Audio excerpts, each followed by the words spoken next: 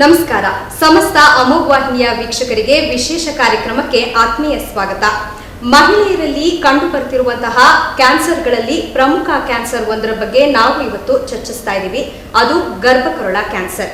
ಈ ಕ್ಯಾನ್ಸರ್ ಯಾವ ರೀತಿ ಸಂಭವಿಸುತ್ತೆ, ಇದಕ್ಕೆ ಕಾರಣಗಳೇನು, ಪರಿಣಾಮಗಳೇನು, ಜೊತೆಗೆ ಪರಿಹಾರಗಳೇನು, ಇದೆಲ್ಲದರ ಬಗ್ಗೆ ಮಾಹಿತಿ ಮಾಡಿಕೊಡೋಕೆ ಅಂತ ಇವತ್ತು ನಮ್ಮ ಜೊತೆಗೆ ಇದ್ದಾರೆ ಡಾಕ್ಟರ್ ಸಾವಿತ್ರಿ, ಪ್ರಸೂತಿ ಮತ್ತು ಸ್ತ್ರೀರೋಗ ತಜ್ಞರು, ಜೊತೆಗೆ ಅಧ್ಯಕ್ಷರು ಜನಜಾಗೃತಿ ಸಮಿತಿ, ರಾಜ್ಯ ಪ್ರಸೂತಿ ಮತ್ತು ಸ್ತ್ರೀರೋಗ ಸಂಘ, ಜೊತೆಗೆ ಇದೇ ಸಂಘದ ಸದಸ್ಯರಾಗಿರುವಂತಹ ಡಾಕ್ಟರ್ ಕಿರಣ, ಪ್ರಸೂತಿ ಮತ್ತು ಸ್ತ್ರೀರೋಗ ತಜ್ಞರು, ಇಬ್ಬರು ಕೂಡ ಇವತ್ತು ನಮ್ಮ ಸ್ಟುಡಿಯೋದಲ್ಲಿದ್ದಾರೆ. ಬನ್ನಿ ವೀಕ್ಷಕರೇ, ಮೊದಲಿಗೆ ಅವರಿಬ್ಬರನ್ನು ಕೂಡ ಕಾರ್ಯಕ್ರಮಕ್ಕೆ ಸ್ವಾಗತಿಸೋಣ. ನಮಸ್ತೆ ಮೇಡಮ್. ನಮಸ್ತೆ. ನಮ್ಮ ಸಮಸ್ತ ಅಮೋಘ್ ಪರಿವಾರ ಮತ್ತು ಹಾಸನ್ ನ್ಯೂಸ್ ತಂಡದಿಂದ ನಿಮ್ಮಿಬ್ಬರಿಗೂ ಕೂಡ ಕಾರ್ಯಕ್ರಮಕ್ಕೆ ಆತ್ಮೀಯ ಸ್ವಾಗತ. ಮೊದಲನೇದಾಗಿ ವೀಕ್ಷಕರೇ, ಈ ಗರ್ಭಕರುಳ ಕ್ಯಾನ್ಸರ್ ಅಂದ್ರೆ ಏನು, ಇದು ಯಾವ ರೀತಿ ಸಂಭವಿಸುತ್ತೆ, ಇದಕ್ಕೆ ಕಾರಣಗಳು ಏನೇನು, ಅಂದ್ರೆ ಇದು ಒಂದು ವೈರಸ್ ಇಂದ ಸಂಭವಿಸುತ್ತಾ, ಇದೊಂದು ಸಾಂಕ್ರಾಮಿಕ ರೋಗನ, ಅಂದ್ರೆ ಮಹಿಳೆಯರಲ್ಲಿ ಯಾವ ರೀತಿಯಲ್ಲಿ ಈ ರೋಗ ಕಂಡು ಬರುತ್ತೆ ಅನ್ನೋದನ್ನ ಮೊದಲನೇದಾಗಿ ತಿಳ್ಕೊಳ್ಳೋಣ. ಮೇಡಮ್, ಇದ್ರ ಬಗ್ಗೆ ನಮಗೆ ಮಾಹಿತಿ ಮಾಡಿಕೊಡಿ. ನಮ್ಮ ಭಾರತ ದೇಶದಲ್ಲಿ ಮಹಿಳೆಯರು ಬಹಳ ಇದೊಂದು ಪ್ರಮುಖವಾದ ಕ್ಯಾನ್ಸರ್ ಅವರನ್ನು ಕಾಡ್ತಾ ಇದೆ. ಹಾಗೆಯೇ ಪ್ರತಿ 7 ನಿಮಿಷಕ್ಕೆ ನಮ್ಮ ಭಾರತದಲ್ಲಿ ಒಬ್ಬ ಮಹಿಳೆ, ಹಾಗೆ ದಿನಕ್ಕೆ 200 ಮಹಿಳೆಯರು ಈ ಒಂದು ಗರ್ಭಕರುಳ ಕ್ಯಾನ್ಸರಿಂದ ಮರಣ ಹೊಂದ್ತಾ ಇದ್ದಾರೆ. ಆದರೆ ಇದಕ್ಕೆ ಇಷ್ಟೊಂದು ವ್ಯಾಪಕವಾಗಿರೋದು ಮತ್ತು ಇಷ್ಟೊಂದು ಸಾವು ನೋವು ಈ ಕ್ಯಾನ್ಸರ್ನಿಂದ ಆಗ್ತಿರೋದಕ್ಕೆ ಮುಖ್ಯವಾದ ಕಾರಣ ಅಂದರೆ ಈ ಕ್ಯಾನ್ಸರ್ ಬಗ್ಗೆ ಜನರಲ್ಲಿ ಜಾಗೃತಿ ಇಲ್ಲದೆ ಇರೋದು, ಅದ್ರ ಬಗ್ಗೆ ತಿಳುವಳಿಕೆ ಇಲ್ಲದೆ ಇರೋದು, ಹಾಗೆ ಮಹಿಳೆಯರ ಆರೋಗ್ಯದ ಬಗ್ಗೆ ಉದಾಸೀನ ಅಥವಾ ನಿರ್ಲಕ್ಷ್ಯ ಅಥವಾ ಮೂಢನಂಬಿಕೆ ಇರಬಹುದು. ಸೊ ಇವೆಲ್ಲಗಳ ಕಾರಣದಿಂದ ಮಹಿಳೆಯ ಆರೋಗ್ಯ ನಿರ್ಲಕ್ಷ್ಯಕ್ಕೊಳಗಾಗ್ತಿದೆ, ಸಾವು ನೋವು ಸಂಭವಿಸ್ತಾ ಇದೆ. ಸೊ ಈ ಕ್ಯಾನ್ಸರ್ ಬಗ್ಗೆ ಜನರಲ್ಲಿ ತಿಳುವಳಿಕೆ ಮೂಡಿಸ್ಲಿಕ್ಕೋಸ್ಕರನೇ ಈ ಒಂದು ಅಂತಾರಾಷ್ಟ್ರೀಯ ಮಹಿಳಾ ದಿನಾಚರಣೆ ಮಾರ್ಚ್ 8ನೇ ತಾರೀಕು ನಡೀತಾ ಇದೆಯಲ್ಲ. ಸೊ ನಮ್ಮ ದೇಶದಾದ್ಯಂತ ನಮ್ಮಲ್ಲಿ ಇರುವಂಥ ಪ್ರಸೂತಿ ಮತ್ತು ಸ್ತ್ರೀರೋಗ ತಜ್ಞರ ಸಂಘದ ವತಿಯಿಂದ ಜನರಿಗೆ ಇದ್ರ ಬಗ್ಗೆ ತಿಳುವಳಿಕೆ ಮೂಡಿಸ್ಬೇಕು. ಇದನ್ನು ತಡೆಗಟ್ಟಬಹುದಾದ ಕ್ಯಾನ್ಸರ್ ಅಂತ ಅವ್ರಿಗೆ ತಿಳುವಳಿಕೆ ಹೇಳಬೇಕು. ಈ ಕ್ಯಾನ್ಸರ್ಗೂ ಕೂಡ ಒಂದು ತಡೆಗಟ್ಟಿಗೆ ಒಂದು ವ್ಯಾಕ್ಸಿನ್ ಇದೆ ಅಥವಾ ಚುಚ್ಚುಮದ್ದು ಲಸಿಕೆ ಇದೆ ಅಂತ ಹೇಳಿ ಜನರಲ್ಲಿ ತಿಳಿಸ್ಬೇಕು. ಸೊ ಇದರಿಂದ ಏನಾಗುತ್ತೆ, ನಮ್ಮ ದೇಶದಲ್ಲಿ ಆಗ್ತಿರೋ ಸಾವು ನೋವು, ಈ ಕ್ಯಾನ್ಸರ್ನಿಂದ ಆಗ್ತಾ ಇರೋವಂಥ ಸಾವು ನೋವನ್ನು ಖಂಡಿತವಾಗೂ ತಡೆಗಟ್ಟಬಹುದು. ಆ ಉದ್ದೇಶದಿಂದ ಈ ಒಂದು ಕಾರ್ಯಕ್ರಮವನ್ನು ಮಾಡ್ತಾ ಇದ್ದೀವಿ. ಹಾಗೆಯೇ ನೀವು ಹೇಳಿದರೆ ಗರ್ಭಕರುಳ ಕ್ಯಾನ್ಸರ್ ಹೇಗೆ ಬರುತ್ತೆ ಅಂಥೇಳಿ. ಸೊ ಹೇಗೆ ಬರುತ್ತೆ ಅಂದರೆ ಇದಕ್ಕೆ ಮುಖ್ಯವಾದ ಒಂದು ಕಾರಣ ಅಂದರೆ ವೈರಾಣು ಅಥವಾ ವೈರಸ್ ಸೋಂಕಿನಿಂದ ಬರುತ್ತೆ. ಆ ವೈರಸ್ ಅಂದರೆ ಹ್ಯೂಮನ್ ಪ್ಯಾಪಿಲೋಮಾ ವೈರಸ್ ಅಂಥೇಳಿ. ಈ ವೈರಸ್ಸು ಲೈಂಗಿಕ ಕ್ರಿಯೆಯಲ್ಲಿ ತೊಡಗಿ ಎಲ್ಲ ಮಹಿಳೆಯರಲ್ಲೂ ಇರುತ್ತೆ, ಅಂದರೆ ಮದುವೆಯಾದ ಮಹಿಳೆಯರಲ್ಲೂ ಕೂಡ ಇರಬಹುದು. ಆ ವೈರಸ್ ಇದೆ ಅಂದ ತಕ್ಷಣ ಅವ್ರಿಗೆ ಯಾವ ರೋಗ ಲಕ್ಷಣಗಳು ಬರಲ್ಲ. ಈ ಸೋಂಕು ಅಂದರೆ ನಮ್ಮ ದೇಹದಲ್ಲಿ ವೈರಸ್ ಬಂತು ಅಂದರೆ ಅದಕ್ಕೆ ಸೋಂಕಾಗಿ ಅಂತ ಹೇಳ್ತೀವಲ್ಲ, ಈ ವೈರಸ್ ಸೋಂಕಿರುವಂಥ ಎಲ್ಲ ಮಹಿಳೆಯರಿಗೂ ಏನೂ ರೋಗ ಲಕ್ಷಣಗಳು ಇರೋಲ್ಲ. ಅದಲ್ಲದೆ ಏನಾಗುತ್ತೆ, ಎಲ್ರಿಗೂ ಕ್ಯಾನ್ಸರ್ ಬರೋದಿಲ್ಲ. ಈ ವೈರಸ್ ಇರುವಂಥ ಎಲ್ಲ ಮಹಿಳೆಯರಿಗೂ ಕ್ಯಾನ್ಸರ್ ಬರಲ್ಲ. ಆದರೆ ಈ ವೈರಸ್ನಲ್ಲಿ 100ಕ್ಕಿಂತ ಹೆಚ್ಚು ಟೈಪ್ಸ್ ಇದೆ, ಅಂದರೆ ಮಾದರಿಗಳಿದೆ. ಅವುಗಳಲ್ಲಿ ಕೆಲವು ಮಾದರಿ ಮಾತ್ರ, ಉದಾಹರಣೆಗೆ ಮಾದರಿ 16 ಆಗಿರ್ಬೋದು, ಮಾದರಿ 18 ಇರ್ಬೋದು, ಅಂದರೆ ಅದ್ರ ಬಗ್ಗೆ ಹೆಚ್ಚಿಗೆ ಇದಿಲ್ಲ. ಈ ವೈರಸ್ ಕೆಲವು ಬಗೆಗಳಿಂದ ಮಾತ್ರ ಅವರಿಗೆ ಕ್ಯಾನ್ಸರ್ ಉಂಟಾಗುತ್ತೆ. ಸೊ ಈ ವೈರಸ್ ದೇಹದಲ್ಲಿದ್ದಾಗ ಯಾವುದೇ ರೋಗ ಲಕ್ಷಣಗಳಿರೋದಿಲ್ಲ. ವೈರಸ್ ಬಂದ ತಕ್ಷಣ ಕಾಯಿಲೆ ಬರೋದಿಲ್ಲ. ಈ ವೈರಸ್ ನಮ್ಮ ದೇಹದಲ್ಲಿ ಕ್ಯಾನ್ಸರ್ನ ಬದಲಾವಣೆ ಉಂಟು ಮಾಡಲಿಕ್ಕೆ ಹಲವು ವರ್ಷಗಳೇ ಬೇಕು. ಸೊ ಈ ಹಲವು ವರ್ಷಗಳ ತನಕ ಅವರು ನಿಯಮಿತವಾಗಿ ಪರೀಕ್ಷೆಗೊಳಗಾಗ್ತಾ ಇದ್ರೆ ಖಂಡಿತ ಇದನ್ನು ನಾವು ತಡೆಗಟ್ಟಬಹುದು. ಮಾದರಿ 16, ಮಾದರಿ 18 ಅಂತ ಹೇಳಿ, ಏನು ಈ ಮಾದರಿ 16 ವೈರಾಣು ಅಥವಾ 18 ವೈರಾಣು ಅಂದರೆ ಏನು, ಅದ್ರ ಬಗ್ಗೆ ಸ್ವಲ್ಪ ತಿಳಿಸ್ಕೊಡಿ. ಈ ಹ್ಯೂಮನ್ ಪ್ಯಾಪಿಲೋಮಾ ವೈರಸ್ ಏನಿದೆ ಅದರಲ್ಲಿ ಒಂದು 100ಕ್ಕೂ ಹೆಚ್ಚು ಬಗೆಗಳಿವೆ. ಸೊ ಅದರಲ್ಲಿ ಒಂದು 30ಕ್ಕೂ ಹೆಚ್ಚು ಬಗೆಗಳು ಈ ಜನನಾಂಗದ ಸೋಂಕನ್ನು ಮಾಡುತ್ತೆ. ಸೊ ಅದರಲ್ಲಿ ಮುಖ್ಯವಾದದ್ದು, ಪ್ರಮುಖವಾದದ್ದು ಅಂದರೆ HPV ವೈರಸ್ 16, 18, 6, 11. ಸೊ ಈ 4 ಬಗೆಯ ವೈರಸ್ಗಳು ಹೆಚ್ಚಾಗಿ ಈ ಗರ್ಭಕರುಳಿನ ಕ್ಯಾನ್ಸರ್ ಮತ್ತು ಜನನಾಂಗದ ಕ್ಯಾನ್ಸರ್ನ ಮಾಡುತ್ತೆ. ಸೊ ಹಾಗಾಗಿ ಈ 4 ಬಗೆಯ HPV ವೈರಸ್ಗೆ ನಾವು ಹೆಚ್ಚಿನ ಒಂದು ಆದ್ಯತೆಯನ್ನು ಕೊಡ್ತೀವಿ.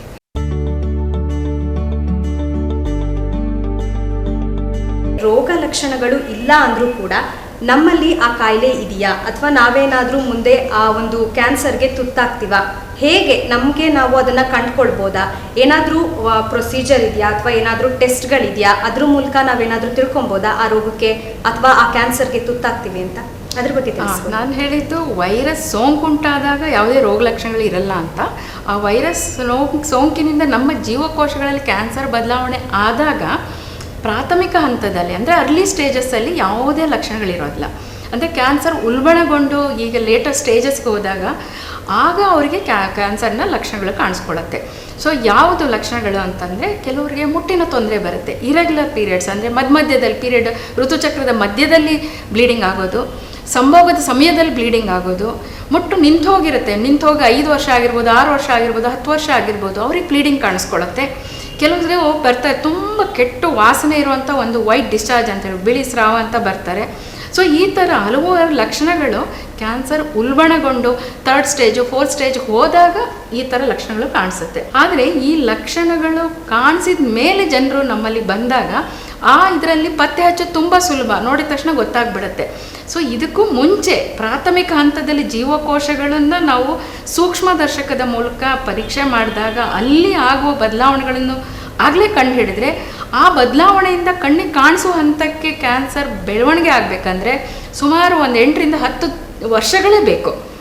ಆ ಹಂತದಲ್ಲಿ ಅಂದರೆ ಸೂಕ್ಷ್ಮದರ್ಶಕದ ಮೂಲಕ ನೋಡಿದಾಗ ಜೀವಕೋಶದಲ್ಲಿ ಕ್ಯಾನ್ಸರ್ ಬದಲಾವಣೆ ಕಂಡುಹಿಡಿಯುವಂಥ ಹಂತಕ್ಕೆ ಅಂದರೆ ಪ್ರಾಥಮಿಕ ಹಂತ ಅಂತ ಹೇಳ್ತೀವಿ.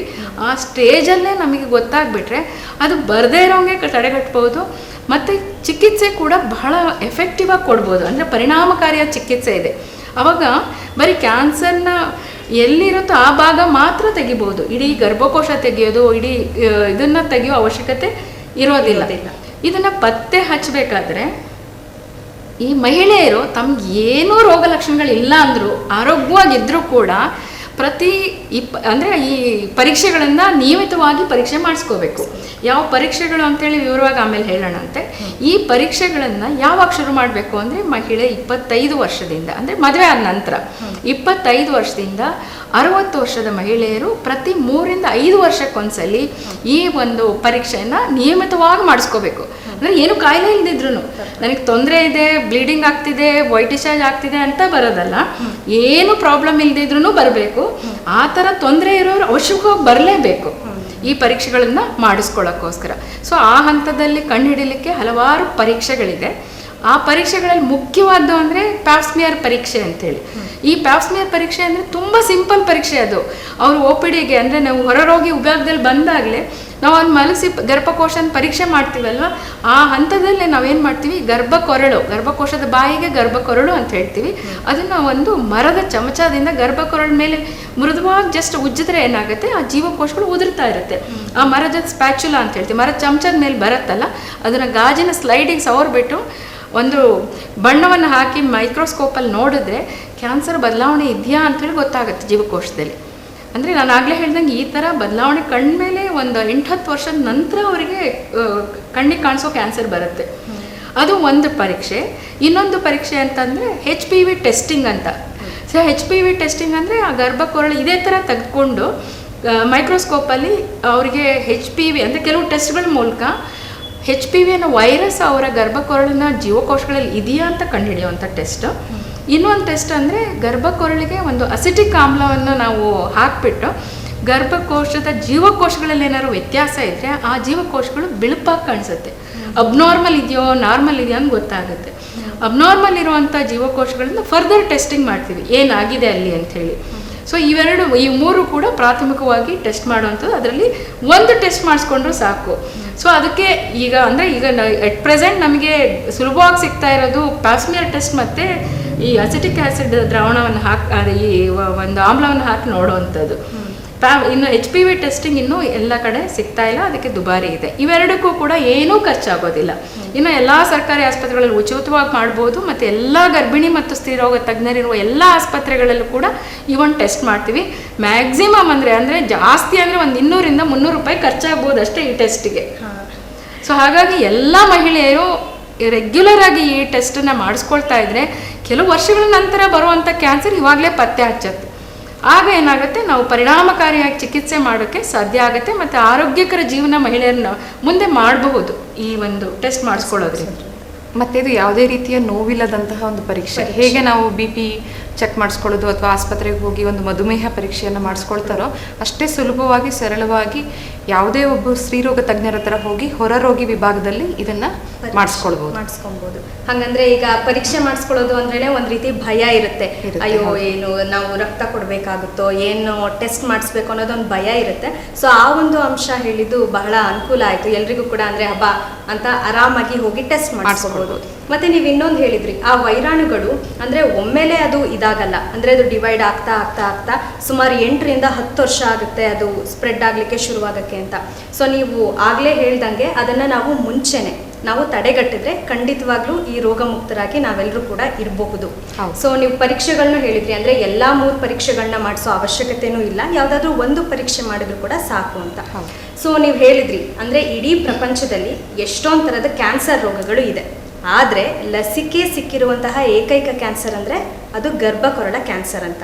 ಹಾಗಾದ್ರೆ ಲಸಿಕೆಗಳಲ್ಲಿ ಯಾವ ತರಗಳಿದೆ, ಆಮೇಲೆ ಈಗ ಸಾಮಾನ್ಯವಾಗಿ ಲಸಿಕೆ ಕೊಡ್ಬೇಕಾದ್ರೆ ವಯಸ್ಕರ ಅಥವಾ ಅವರು ಅಡಲ್ಟಾ, ಸೊ ಇದು ತುಂಬಾ ಒಂದು ಗಣನೆಗೆ ತಗೊಳ್ಳುವಂಥದ್ದು, ಯಾಕಂದ್ರೆ ಡೋಸೇಜ್ಗಳು ಕೂಡ ವೇರಿ ಆಗುತ್ತೆ. ಸೊ ಹಾಗಾದ್ರೆ ಲಸಿಕೆ ತಗೊಳ್ಳೋದಾದ್ರೆ ಎಷ್ಟು ಡೋಸೇಜ್ ತಗೋಬೇಕು, ಲಸಿಕೆಗಳಲ್ಲಿ ಯಾವುದೇ ಥರದ ಲಸಿಕೆಗಳನ್ನು ಕಂಡುಹಿಡಿದಿದ್ದಾರೆ, ಅದ್ರ ಬಗ್ಗೆ ನಮ್ಮ ವೀಕ್ಷಕರಿಗೆ ತಿಳಿಸ್ಕೊಡಿ. ಈಗ ನಾವು ಮೇಡಮ್ ಆಗಲೇ ಹೇಳಿದಾಗೆ ಗರ್ಭಕೊರಳ ಕ್ಯಾನ್ಸರ್ಗೆ ಪ್ರಮುಖವಾದ ಕಾರಣ ಅಂದರೆ HPV ಸೋಂಕು. ಸೊ ಈ HPV ಸೋಂಕನ್ನು ಅಂದರೆ ಹ್ಯೂಮನ್ ಪ್ಯಾಪಿಲೋಮಾ ವೈರಸ್ ಸೋಂಕನ್ನು ನಾವು ತಡೆಗಟ್ಟಿದ್ರೆ ಒಂದು ಮಟ್ಟದಲ್ಲಿ ಈ ಗರ್ಭಕೊರಳ ಕ್ಯಾನ್ಸರ್ನು ಕೂಡ ನಾವು ತಡೆಗಟ್ಟಬಹುದಾಗಿದೆ. ಸೊ ಈಗ ಸದ್ಯದಲ್ಲಿ ಈ ಭಾರತದ ಮಾರುಕಟ್ಟೆಯಲ್ಲಿ 2 ತರಹದ HPV ಲಸಿಕೆಗಳು ಲಭ್ಯವಿದೆ. ಒಂದು ಸರ್ವ್ಯಾರಿಕ್ಸ್ ವ್ಯಾಕ್ಸಿನ್ ಅಂತ ಹೇಳ್ತೀವಿ, ಇನ್ನೊಂದು ಗಾರ್ಡಾಸಿಲ್ ವ್ಯಾಕ್ಸಿನ್ ಅಂತ. ಸೊ ಈ ಸರ್ವ್ಯಾರಿಕ್ಸ್ ಲಸಿಕೆ ಏನಿದೆ ಅದು ನಾವು HPV ವೈರಸ್ನ 2 ಬಗೆಗಳಿಂದ ನಮಗೆ ಅಂದರೆ 16 ಮತ್ತು 18 ನಾನು ಆಗಲೇ ಹೇಳ್ದಂಗೆ ಅವು ಪ್ರಮುಖವಾಗಿ ಗರ್ಭಕೊರಳ ಕ್ಯಾನ್ಸರ್ನ ಉಂಟು ಮಾಡತಕ್ಕಂತಹ ಬಗೆಗಳು. ಸೊ ಈ 2 ಬಗೆಗಳಿಂದ ನಮಗೆ ರಕ್ಷಣೆಯನ್ನು ಒದಗಿಸುತ್ತೆ.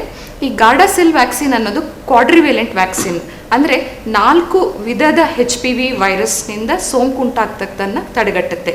HPV 6, 11, 16 ಮತ್ತು 18.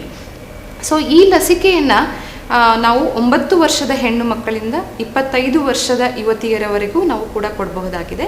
ಅದರಲ್ಲೂ ನಾವು ಹೆಣ್ಣು ಮಕ್ಕಳು ಲೈಂಗಿಕ ಕ್ರಿಯೆಯಲ್ಲಿ ತೊಡಗುವ ಮುನ್ನ ಅಥವಾ ಮದುವೆ ಆಗುವ ಮುನ್ನವೇ ಇದನ್ನು ಕೊಟ್ಟತಕ್ಕಂಥ ಸಂದರ್ಭದಲ್ಲಿ ಈ ಗರ್ಭಕೊರಳ ಕ್ಯಾನ್ಸರ್ ಏನಿದೆ ಅದು ಒಂದು ಆಲ್ಮೋಸ್ಟ್ 90 to 100% ನಾವು ಅದನ್ನು ತಡೆಗಟ್ಟಬಹುದಾಗಿದೆ. ಸೊ ಈ ಲಸಿಕೆಯನ್ನು ನಾವು 3 ಡೋಸ್ಗಳಲ್ಲಿ ಕೊಡ್ತೀವಿ. ಇದು ಚುಚ್ಚುಮದ್ದಿನ ರೂಪದಲ್ಲಿರುತ್ತೆ, ಅದನ್ನು ಕೈಗೆ ಕೊಡಿಸ್ಕೊಳ್ಬೇಕಾಗತ್ತೆ. ಸೊ ಈಗ ಸರ್ವ್ಯಾರಿಕ್ಸ್ ವ್ಯಾಕ್ಸಿನ್ ಆದರೆ ಈ 3 ಡೋಸಲ್ಲಿ ಮೊದಲನೇ ಡೋಸ್ ಇವತ್ತು ತಗೊಂಡ್ರೆ ಇನ್ನು 2ನೇ ಡೋಸನ್ನು 1 ತಿಂಗಳ ನಂತರ ಮತ್ತು 3ನೆಯ ಡೋಸನ್ನು 6 ತಿಂಗಳ ನಂತರ ತೆಗೆದುಕೊಳ್ಬೇಕಾಗತ್ತೆ. ಗಾರ್ಡಾಸಿಲ್ ವ್ಯಾಕ್ಸಿನ್ ಆದರೆ ಮೊದಲನೇ ಡೋಸ್ ಇಂದು ತೆಗೆದುಕೊಂಡ್ರೆ 2ನೇ ಡೋಸ್ 2 ತಿಂಗಳ ನಂತರ ಮತ್ತು 3ನೆಯ ಡೋಸ್ 6 ತಿಂಗಳ ನಂತರ ತಗೊಳ್ಬೇಕಾಗುತ್ತೆ. ಮತ್ತು ಈ ಲಸಿಕೆಯನ್ನು ನಾವು 15 ವರ್ಷದ ಒಳಗಿನ ಹೆಣ್ಣು ಮಕ್ಕಳಿಗೆ ಅಂದರೆ 9 ರಿಂದ 14 ವರ್ಷದ ವಯಸ್ಸಿನ ಹೆಣ್ಣು ಮಕ್ಕಳಿಗೆ ನೀಡಿದಂಥ ಸಂದರ್ಭದಲ್ಲಿ ಲಸಿಕೆಯ ಕಾರ್ಯಕ್ಷಮತೆ ಹೆಚ್ಚಿರುತ್ತೆ. ಈ ಮಕ್ಕಳಿಗೆ ಕೇವಲ 2 ಡೋಸ್ಗಳೇ ಸಾಕಾಗುತ್ತೆ. ಸೊ ಹಾಗಾಗಿ ತಾಯಂದಿರು ತಮ್ಮ ಹೆಣ್ಣು ಮಕ್ಕಳಿಗೆ 9 ವರ್ಷದಿಂದ 14 ವರ್ಷದ ಒಳಗಿನ ಹೆಣ್ಣು ಮಕ್ಕಳಿಗೆ ಈ ಲಸಿಕೆಯನ್ನು ಕೊಡಿಸೋದ್ರಿಂದ ತಮ್ಮ ಹೆಣ್ಮಕ್ಕಳನ್ನು ಮುಂದೆ ಬರ್ತಕ್ಕಂಥ ಗರ್ಭಕೊರಳಿನ ಕ್ಯಾನ್ಸರ್ನಿಂದ ರಕ್ಷಿಸಬಹುದಾಗಿದೆ. ಸರ್ಕಾರದ ವತಿಯಿಂದನೇ ಈ ಪ್ರೌಢಶಾಲಾ ಮಕ್ಕಳಿಗೆ ಉಚಿತವಾಗಿ ನೀಡುವ ವ್ಯವಸ್ಥೆ ಅಂದರೆ ಈ ಒಂದು ಲಸಿಕೆ ಕಾರ್ಯಕ್ರಮ ಇದೆಯಲ್ಲ, ಸೊ ಅದರಲ್ಲಿ ಸೇರಿಸಿದ್ರೆ ಖಂಡಿತ ಎಲ್ಲರೂ ಕೂಡ ಹಾಕಿಸುವ ವ್ಯವಸ್ಥೆ ಆಗುತ್ತೆ. ಸೊ ಖಂಡಿತವಾಗ್ಲೂ ಈ ಒಂದು ಲಸಿಕೆ ಹಾಕ್ತಾ ಇದ್ರೆ ಈ ಹೆಣ್ಣು ಮಕ್ಕಳಿಗೆ ಈ ರೋಗದಿಂದ ಅಂದರೆ ಈ ಗರ್ಭಕೊರಳ ಕ್ಯಾನ್ಸರ್ನಿಂದ ಮುಕ್ತಿ ಹೊಂದಬಹುದು ನಮ್ಮ ದೇಶ. ಸೊ ಆ ಉದ್ದೇಶಕ್ಕೆ ನಾವು ಈ ಜಿಲ್ಲಾಡಳಿತಕ್ಕೆ ಮನವಿಯನ್ನು ಸಲ್ಲಿಸ್ತಾ ಇದ್ದೀವಿ. ಸೊ ದೇಶದಾದ್ಯಂತ ಎಲ್ಲರೂ ಕೂಡ ಈ ಸರ್ಕಾರಕ್ಕೆ ಇದಕ್ಕೆ ಸೇರಿಸಿಬಿಟ್ಟು ಈಗ ವ್ಯಾಕ್ಸಿನ್ ತಯಾರಿಕೆಗೆ ಕೋಟಿಗಟ್ಟಲೆ ಖರ್ಚು ಮಾಡ್ತಾ ಇದ್ದಾರೆ. ಸೊ ಅದರಲ್ಲಿ ಇದೂ ಒಂದು ಸೇರಿಸಿ ಉಚಿತವಾಗಿ ನೀಡುವಂಗಾದರೆ ಖಂಡಿತ ನಮ್ಮ ದೇಶ ಈ ಗರ್ಭಕೊರಳ ಕ್ಯಾನ್ಸರ್ನಿಂದ ಮುಕ್ತಿ ಹೊಂದ್ಬೋದೇನೋ ಅಂತ ಅನಿಸುತ್ತೆ.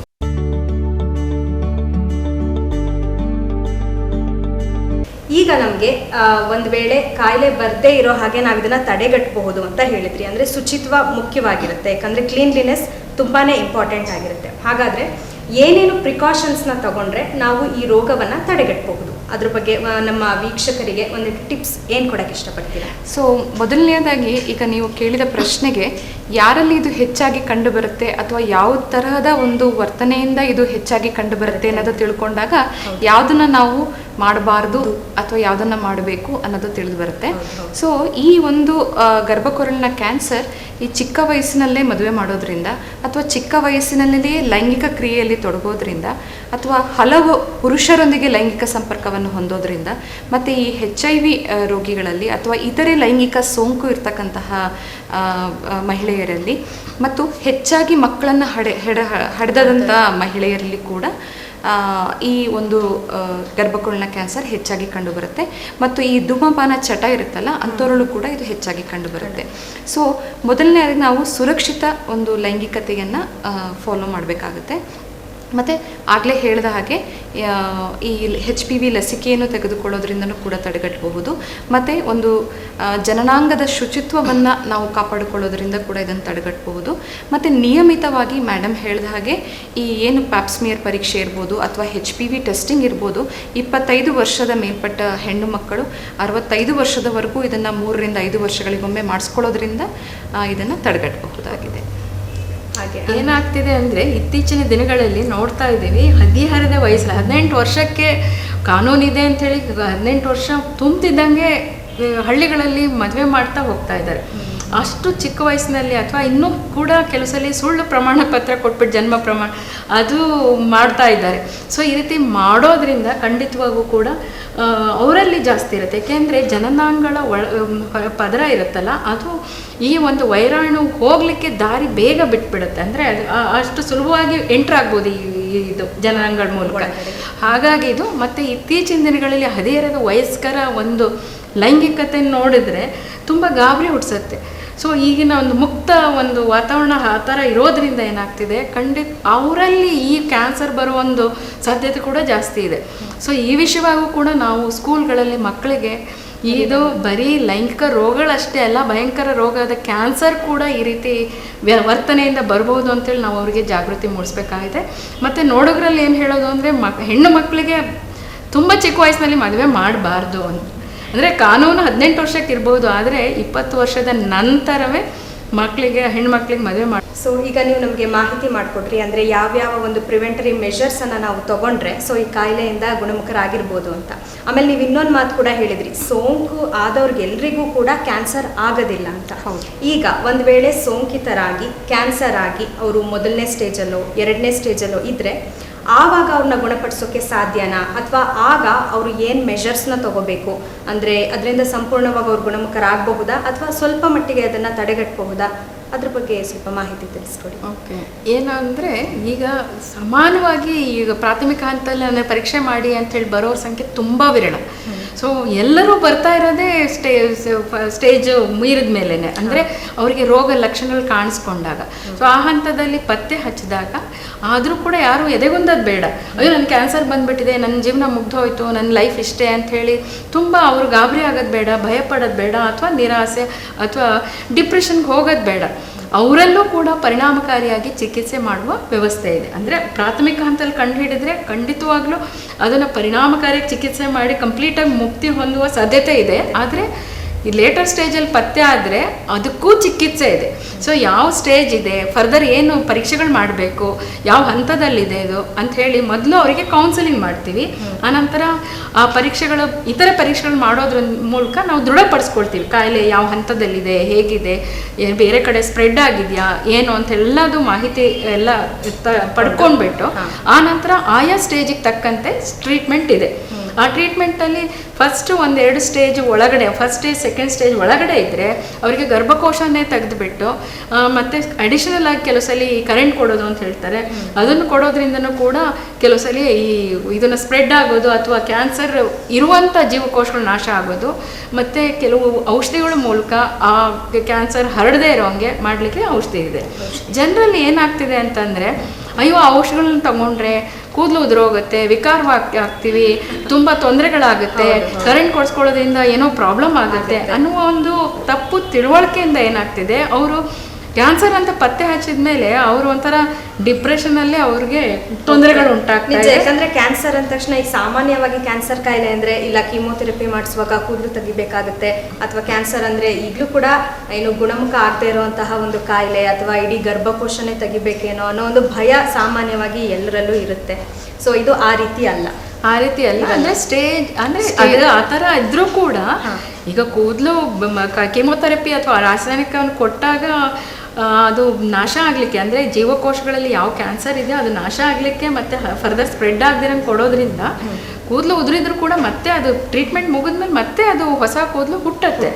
ಅದು ಅಂತಲ್ಲ. ಮತ್ತು ಈಗ ಈ ರೇಡಿಯೋಥೆರಪಿ ಅಥವಾ ಈ ಕರೆಂಟ್ ಕೊಡಿಸೋದು ಅಂತಾರಲ್ಲ, ಅದರಿಂದನೂ ಕೂಡ ಅಂದರೆ ತುಂಬ ಒಳ್ಳೊಳ್ಳೆ ಇದು ಬಂದಿದೆ. ಈ ಕರೆಂಟ್ ಕೊಡಿಸೋದು ಅಂದರೆ ಮುಂಚೆ 10 ವರ್ಷದ ಹಿಂದೆ ಇದ್ದಂಗಲ್ಲ, ಟೆಕ್ನಾಲಜಿ ಚೇಂಜ್ ಆಗಿದೆ. ಸೊ ಅದರಿಂದ ಈವನ್ ಲಾಸ್ಟ್ ಸ್ಟೇಜಲ್ಲಿ ಇದ್ದವರು ಕೂಡ ಎಷ್ಟೊಂದು ಜನಕ್ಕೆ ಪರಿಣಾಮಕಾರಿಯಾಗಿ ಚಿಕಿತ್ಸೆ ನೀಡೋದ್ ಮೂಲಕ ಹಲವು ವರ್ಷಗಳ ತನಕ ಅವ್ರು ಆರೋಗ್ಯವಾಗಿರ್ತಾರೆ. ಆದರೆ ಬಂತು ಅಂಥೇಳಿ ಹೆದರ್ಕೊಂಡು ಟ್ರೀಟ್ಮೆಂಟ್ ತಗೊಳ್ಳೋಕ್ಕೆ ಹಿಂಜರಿದ್ರೆ ಖಂಡಿತ ಅವ್ರ ಜೀವನ ಅಲ್ಲಿಗೆ ಮುಗ್ದು ಹೋಗ್ಬಿಡುತ್ತೆ. ಸೊ ಧೈರ್ಯಗೆಡಬಾರ್ದು. ಏನು ಮಾಡಬೇಕು ಅಂತ ಡಾಕ್ಟರ್ ಸಲಹೆ ಕೇಳಿಕೊಂಡು ಯಾವ ರೀತಿ ಎಲ್ಲಿ ಹೋಗಿ ಚಿಕಿತ್ಸೆ ಪಡಿಬೇಕು ಹೇಗೆ ಅನ್ನೋದು ಪ್ರತಿಯೊಬ್ಬರು ಡಾಕ್ಟರ್ ಮೂಲಕ ತಿಳ್ಕೊಂಡ್ಬಿಟ್ಟು ಅದ್ರ ಪ್ರಕಾರ ಹೋದರೆ ಖಂಡಿತ ಅವರು ಉತ್ತಮ ಜೀವನ ನಡೆಸಬಹುದು ಅನ್ಸುತ್ತೆ.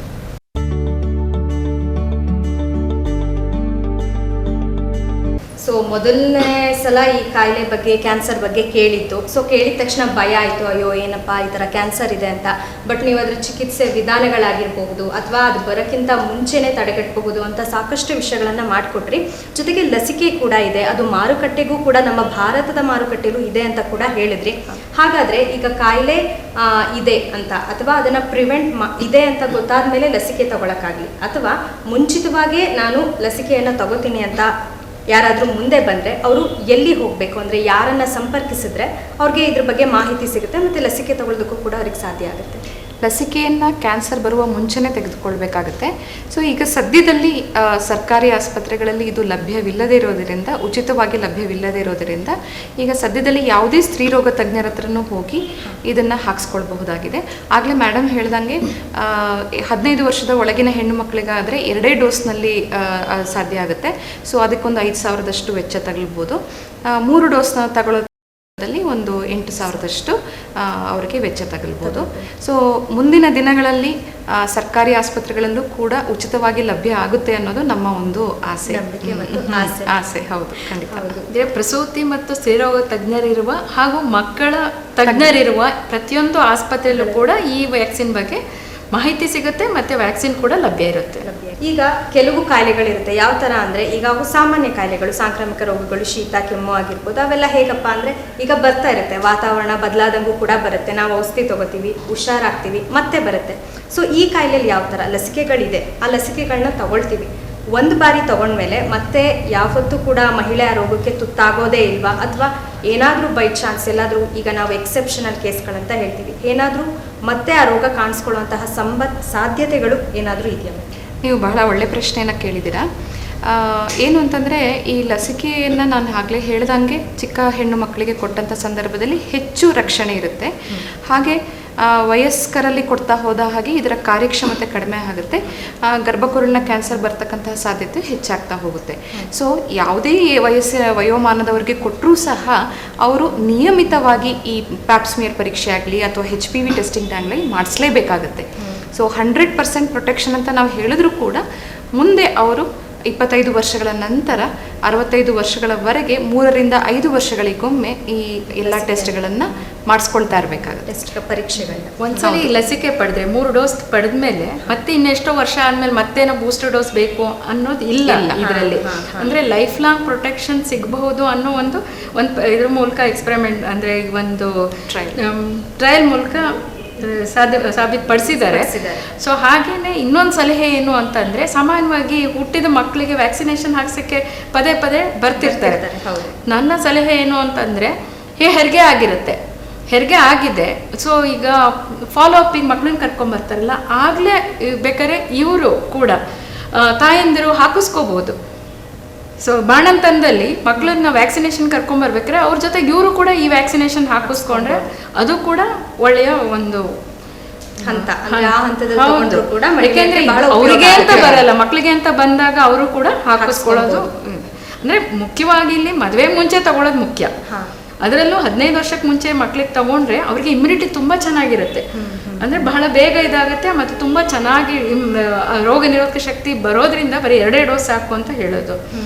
ಆದ್ರೆ ಯಾವ ವಯಸ್ಸಿನಲ್ಲಿ ಬೇಕಾದ್ರೂ ತಗೋಬಹುದು, ಅಂದ್ರೆ 45 ವರ್ಷ ತನಕ. ಅಂದ್ರೆ ಮೇಲ್ಪಟ್ಟವ್ರಿಗೆ ಈ ಲಸಿಕೆನ ಕೊಡಲ್ಲ, ಅದು ಅವಶ್ಯಕತೆ ಇರೋದಿಲ್ಲ. ಅವರಿಗೆ ತಪಾಸಣೆ ಇಂಪಾರ್ಟೆಂಟ್, ತಪಾಸಣೆ ಮಾಡಿಸ್ಕೊಬೇಕು. ಆದ್ರೆ ಲಸಿಕೆಯ ಅವಶ್ಯಕತೆ ಅವ್ರಿಗೆ ಇರೋದಿಲ್ಲ 45 ವರ್ಷದ ನಂತರ. ಸೊ ಈ ಕಾಯಿಲೆಗೆ ಒಂದೇ ಒಂದು ಮದ್ದು ಏನಪ್ಪಾ ಅಂದ್ರೆ prevention is better than cure ಅನ್ನೋದು ಏನೋ ಅದಕ್ಕಾಗೆ ಮಾಡಿರುವಂತಹ ಒಂದು ಕೋಟ್ ಅಂತಾನೆ ಹೇಳ್ಬೋದು. ಸೊ ಹಾಗಾಗಿ ಪರೀಕ್ಷೆಯನ್ನ ಮಾಡಿಸ್ಕೊಳ್ಳಿ, ಲಸಿಕೆಯನ್ನ ತಗೊಂಡು ಎಲ್ಲರೂ ಕೂಡ ಈ ರೋಗ ಮುಕ್ತರಾಗಿರ್ಬೋದು. ಕೊನೆಯದಾಗಿ ನಮ್ಮ ವೀಕ್ಷಕರಿಗೆ, ಮಹಿಳೆಯರಿಗೆ ಎಲ್ರಿಗೂ ಕೂಡ ಏನು ಹೇಳಕ್ಕೆ ಇಷ್ಟಪಡ್ತೀರಾ? ಮಹಿಳೆಯರಿಗೆ ಹೇಳೋದೇನು ಅಂದರೆ ಆಕೆಯ ಆರೋಗ್ಯವೇ ಆಕೆಯ ಶಕ್ತಿ. ಆಕೆಯ ಒಂದು ಕುಟುಂಬದಲ್ಲಿ ಮಹಿಳೆ ಆರೋಗ್ಯವಾಗಿದ್ದರೆ ಇಡೀ ಕುಟುಂಬನೇ ಆರೋಗ್ಯವಾಗಿದೆ ಅಂತ ಅರ್ಥ. ಅಂದರೆ ಅಷ್ಟೊಂದು ನಿಗಾ ವಹಿಸಿ ಆ ಕುಟುಂಬವನ್ನು ನೋಡ್ಕೋತಾಳೆ.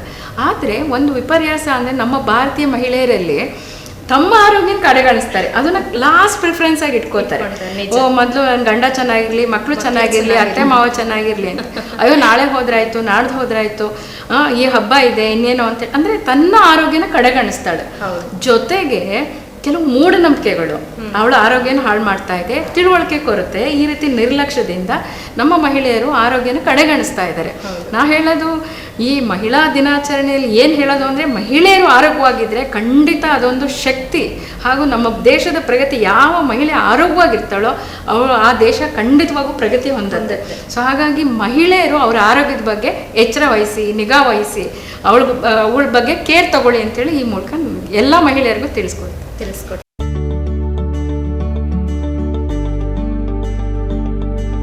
ಇದುವರೆಗೂ ನೀವು ನಮ್ಮ ಸ್ಟುಡಿಯೋಗೆ ಬಂದು ಗರ್ಭಕರುಳ ಕ್ಯಾನ್ಸರ್ ಅಂದರೆ ಏನು, ಅದು ಯಾವ ರೀತಿ ಸಂಭವಿಸುತ್ತೆ, ಅದಕ್ಕೆ ಪರಿಣಾಮಗಳೇನೇನಾಗುತ್ತೆ, ರೋಗ ಲಕ್ಷಣಗಳು ಏನೇನಿರುತ್ತೆ, ಅದನ್ನು ಹೇಗೆ ತಡೆಗಟ್ಟಬೇಕು, ಹೀಗೆ ಸಾಕಷ್ಟು ವಿಷಯಗಳನ್ನು ನಮ್ಮ ಜೊತೆ ಹಂಚ್ಕೊಂಡ್ರಿ.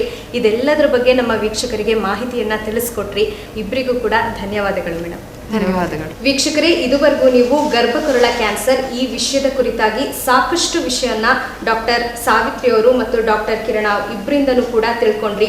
ಯಾವತ್ತೂ ಕೂಡ ನಮ್ಮ ಆರೋಗ್ಯವನ್ನ ನಾವು ಕಡೆಗಣಿಸಲೇಬಾರದು, ಯಾಕಂದ್ರೆ ಆರೋಗ್ಯವೇ ಭಾಗ್ಯ ಅನ್ನೋ ಒಂದು ಧ್ಯೇಯ ವಾಕ್ಯ ಕೂಡ ಇದೆ. ಹಾಗಾಗಿ ಆರೋಗ್ಯದ ಬಗ್ಗೆ ಕಾಳಜಿಯನ್ನ ವಹಿಸಿ, ಅದು ಮಹಿಳೆಯರಾಗ್ಲಿ ಅಥವಾ ಪುರುಷರಾಗ್ಲಿ ಅಂತ ಹೇಳ್ತಾ ನಮ್ಮ ಸಮಸ್ತ ಅಮೋಘ್ ವಾಹಿನಿ ಮತ್ತು ಹಾಸನ್ ನ್ಯೂಸ್ ತಂಡದ ವತಿಯಿಂದ ನಮಸ್ಕಾರ. ಇದೇ ರೀತಿ ಮತ್ತಷ್ಟು ಉಪಯುಕ್ತ ಮತ್ತು ವಿಭಿನ್ನ ಕಾರ್ಯಕ್ರಮಗಳೊಂದಿಗೆ ನಾವು ನಿಮ್ಮ ಮುಂದೆ ಬರ್ತೀವಿ. ಜಿಲ್ಲೆಯ ಸಮಗ್ರ ಸುದ್ದಿಗಾಗಿ ನೋಡ್ತಾ ಇರಿ ಅಮೋಘ್ ಟಿವಿ.